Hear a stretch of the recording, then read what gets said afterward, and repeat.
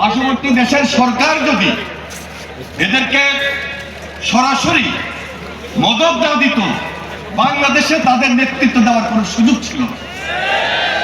ছাত্র গণ আন্দোলনে বিগত বছরগুলোতে যারা নেতৃত্ব দিয়েছেন, এই 15-16 বছরই কিন্তু আওয়ামী লীগের ভয়ঙ্কর রাজনীতি শুধু ছিল না, স্বাধীনতার পরে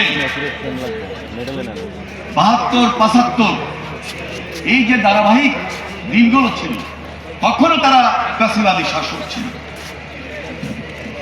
আমি ব্যক্তিগতভাবে বলতে পারি যে আমি যেহেতু ছাত্র রাজনীতির সঙ্গে সরাসরি জড়িত ছিলাম, 1996 সালে ছাত্রদলের প্রেসিডেন্ট ছিলাম, তখনও এই শাসকের, এই হাসিনা, এই ফ্যাসিবাদের ভয়ঙ্কর রূপ তখনও দেখেছি। এদের কিন্তু তখনও জনমিত্রী ছিল না, গণমিত্রী ছিল না, এরা জনশত্রু গণশত্রুতে পরিণত হয়েছিল। কিন্তু কিভাবে টিকেছিল? পার্শ্ববর্তী দেশের সচিবরা যদি, পার্শ্ববর্তী দেশের সরকার যদি এদেরকে সরাসরি মদত না দিত, বাংলাদেশে তাদের নেতৃত্ব দেওয়ার কোনো সুযোগ ছিল না। এদের ষড়যন্ত্র শেষ হয় নাই।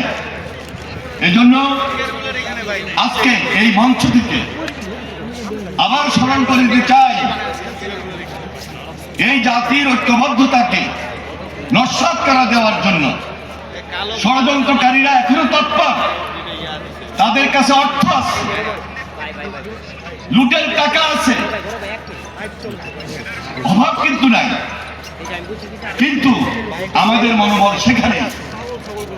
আমরা বাংলাদেশের মানুষ, আমরা বাংলাদেশ এক এবং ঐক্যবদ্ধ, একটি পক্ষে ওই ভয়ঙ্কর ফ্যাসিবাদের বিরুদ্ধে তার ষড়যন্ত্রকে রুখে দেওয়ার জন্য আমাদেরকে রুখে দিতে হবে।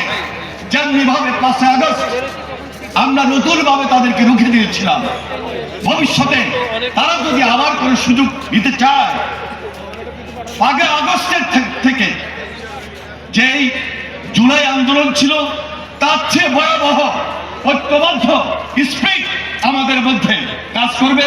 সেটি আমাদেরকে জাগিয়ে তুলতে হবে।